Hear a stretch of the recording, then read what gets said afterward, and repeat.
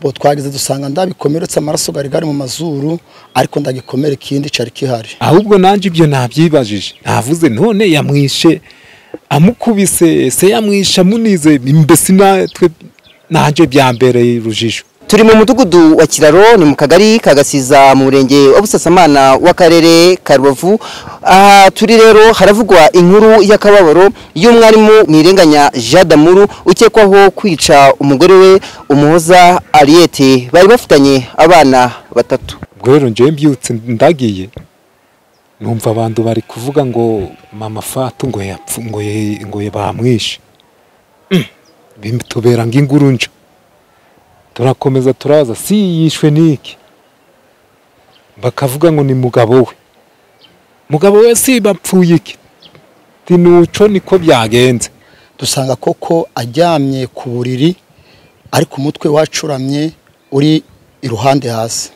Ikibazo cyabereye mwabo mu nzu mu cyumba bararamo nimwe ikibazo cyabereye kuko na se ubyara uwo muhungu yaje asanga muri icyo cyumba arimo umukazana we aryamye.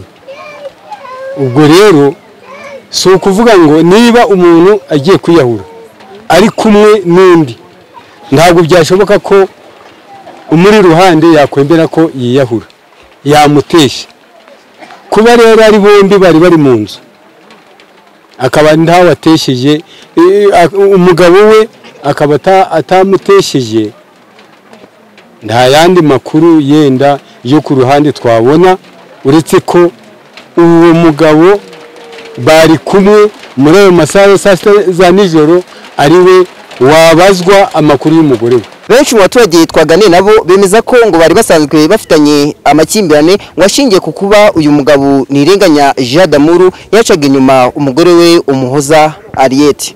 Ariko dukurikiranye amakuru batubwira ko bari bafitanye amakimbirane n'amakimbirane yarashingiye ku bibazo by'ubusambanyi bw'umugabo. Noneho umugore akaba atabashaga kubyihanganira ageze aho ahamagara imiryango yabo.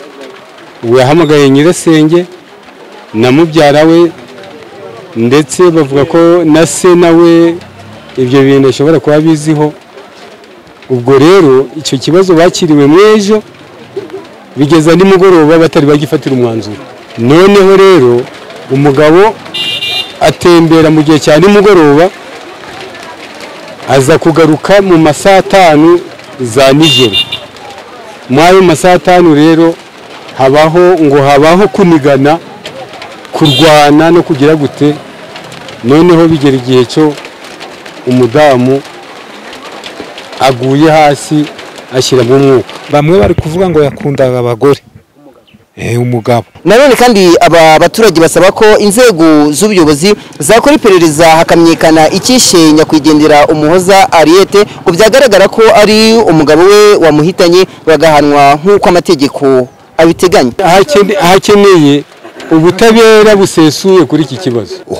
Ubutabera yaba ko yamwishe kazabiryozwa. Yabatari bamwishe ndazabiryozwa.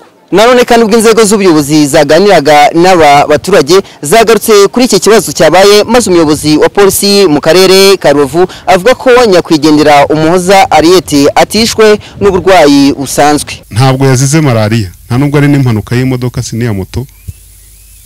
Niyo mpamvu dusubiramo kenshi kubihanganisha mukomere turakomeza tubabe hafi. Nanone kandi Murindwa Prosperi umuyobozi w'aka karere ka Rubavu yavuze ko ngo agiye gutangira iperereza ku cyabakishe nyakwigendera. Urupfu nk'uru rero rutuma dutekereza tugashaka impamvu tugatekereza ku ngaruka zarwo. Niyo mpamvu izi nzego ziri hano ngo zikomeze zizadufashe kubona ukuri. nyakwigendera yarari umubyeyi hano muri guno mudugudu gwacu gwa Kiraro. Umubyeyi yabyaraga akaba uwa mbere wo gushaka agafuka abana k'igikoma, yarari gusoroma n'imboga hari nimugoroba ari kubwira abantu simwoza mukisoromera kuri zino mboga kari nziza mugire inzara y'imboga hano hari imboga. Muri rusange ubuyobozi bwasabye abaturage kwirinda amakimbirane ndetse no gutangira amakuru ku gihe ko byaba bigaragaye ko hari ikibazo hagati y'abashakanye.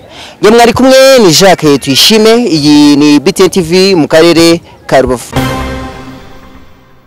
Aha ni mu karere ka Ruhango mu murenge wa Ntongwe ni mu kagari ka Kayenzi mu cyo wakita nk'igisa nk'imyigaragambyo yabereye mu gishanga cya Nyamigende. Abaturage mu masaha mu gitondo ngo baje guhinga muri iki gishanga nk'ibisanzwe, ariko ngo hashize akanya gato baza kubona abagabo babiri bamanutse muri iki gishanga maze ngo baza kubabuza guhinga. Bababwira ko ngo batemeye guhinga muri iki gishanga kuko ngo bacyatse ubuyobozi bw'akarere ka Ruhango yuko ngo bagiye kuzaza binuramo imisenyi. Aba baturage ngo baje kubyanga maze ngo aba bagabo babiri bamwe muri bo ngo baza gukubita abaturage bababuza gukomeza guhinga muri iki gishanga. Abaturage basanzwe bahinga muri iki gishanga bamwe muri bo baganira na BTN TV bavuga ko ngo muri iki gishanga bahafitiye ibyangombwa by'ubutaka ndetse ngo bya burundu, ariko ngo ntibyumvikana kubona umuntu wiyita rwiyemezamirimo aza kubabuza guhinga muri iki gishanga. Ikibazo dufite kano kanya twaje mu gitondo tuje gukora tuje guhinga, twarahinze dutera imyaka.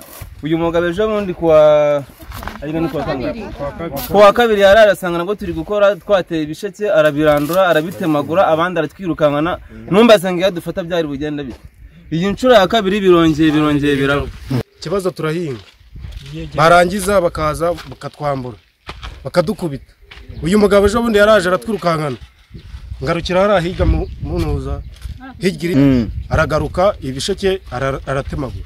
Aba baturage banavuga ko niyo ubuyobozi bw'akarere ka Ruhango bwaba bwaratanze iki cyangombwa bwaba bwarakoze amakosa kuko ngo bwari kubahuza n'uyu rwiyemezamirimo akabagurira imirima yaho bazajya binurira imisenyi cyangwa se bakagirana amasezerano rutuko uyu rwiyemezamirimo yaza akababuza kugira icyo bakorera muri iki gishanga, kandi nta rwego na rumwe rw'ubuyobozi bwigeze bumenyesha abaturage basanzwe bakorera muri iki gishanga.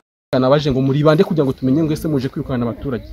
Mbaho urugendo ndavuga ntese nk'umwirukanye nk'umuturage akavunika cyangwa agapfa bagukurikirana mu buhe buryo. Ndifuza no kubana bagabo nabo bagira icyo bavuga mu buryo bafite kino wenda kino gishanga cyangwa bafite ino mirima ko nagiye mbona abo bita ba Rwema abo bita ba Murebwa yire abo bita ba Mutungirehe bakorana amasezerano n'uwaguza ahantu. Ndifuza ko nabagabo mwaza kubaho umwanya bakadusobanurira ngo twaje dutumwe n'aba ngaba turaba ngaba kugira ngo muhoshe amakimbirane. Turakorerwa akarengane kuko ngo baci cyangombwa akarere ngo karakiba. Akarere nimba gakura abantu mu masambu katana babwiye akaza bagafata abaturage bakajya kubafunga, ntabwo twe tubizi. Nimba abana haye umuntu icyangombwa bakamuha ahantu banaduteguza bakatubwira ati muve muri ubwo butaka ntabwo mwemereye kubukoreramo twarabutanze, ariko sahi ntabwo tuzi nimba ubwo butaka bwaratanze. Bana bagabo baraje bangira mu isambu bandandura ibijumba n'imyumbati. Yewe uyu munsi nimara kubimenya nahise njya gushaka executive turamanuka naraza aho kugira ngo anyemure ikibazo mweretse ibintu byanyu byose bangije, ahubwo arabafata ngo nimuze twumvikane.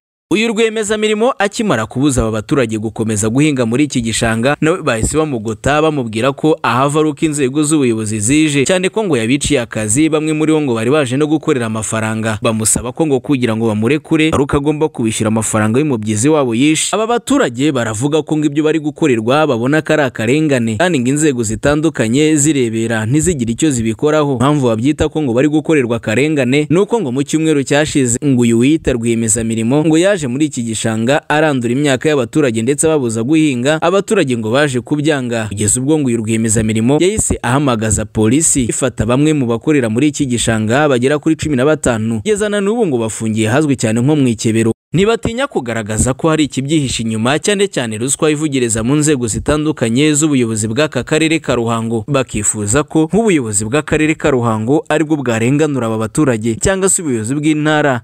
Ibyinshi inyuma bitwaza ko ngo bafite ngo bafite abantu bakomeye babari inyuma bandi ngo babahe ibyangombwa rwose turimo turasaba kurenganurwa pe nk'abaturage umuntu aje gukora akazi bakamufunga bafunze nka 15 baratwara babambika amapingu bose barabajyana iyo ndibaza ngo bano bantu ni bande baza mu butaka bw'umuturage kandi tuzi ko dufite siroga ivanga umuturage ku isonga ese umuturage ku isonga no kwirukankanwa kugeza aho yikubise mu migenda akavunika. Uwayesu Emmanuel umaze iminsi uza muri iki gishanga akabuza abaturage guhinga ndetse akarandura n'imyaka yabo, avuga ko ngo ari umukozi wa kampani kandi ngo kampani niba yamutumye kuza kubuza abaturage gukomeza gukorera muri iki gishanga. Tumubajije nka BTN TV yatubwiye ko ngo bafite ibyangombwa bibemerera kwindura umusenyi muri iki gishanga, ariko nigeze atubwira kampani ari gukorera. Kirombe nkuko mubibona ni ikirombe cy'imicanga ariko hakaba n'imirimo igikikije. Ubwo rero iki kirombe cyahoze gikorerwamo ni amakuru, ntago ari nge nyiri cyangombwa, ni amakuru nahawe na nyiri cyangwa ngenda umukozi. Umunyamakuru wa BTN TV yagerageje ku murongo wa telefone kuvugisha ubuyobozi bw'akarere ka Ruhango tubabaze byinshi ku by'iyi nkuru, ariko kugeza aya magingo ntago baratwitaba, ndetse nabwo twabandikiye n'ubutumwa bugufi nabwo ntibarabusubiza. Mu gihe batwitabira twagaruka kuri iyi nkuru. Muri aka karere ka Ruhango hakunze kugaragara ubucukuzi bwa kariyeri nto y'umusenyi wo mu mazi, ariko hagakunda kumvikanamo umwuka utari mwiza hagati y'abaturage ndetse n'inzego z'ubuyobozi, cyane ko hakunze no kumvikanamo na ruswa ivuza ubuhuha muri ubu bucukuzi bwa kariyeri nto ibarizwa muri aka karere ka Ruhango. Iyi ni BTN TV, nge ndi Mahoro Samsoni, aha ndi mu karere ka Ruhango, ndi mu murenge wa Ntongwe, ndahazwi cyane nko mu gishanga cya Nyamigende, aha ni mu kagari ka Kayenzi, ndi mu ntara y'Amajyepfo.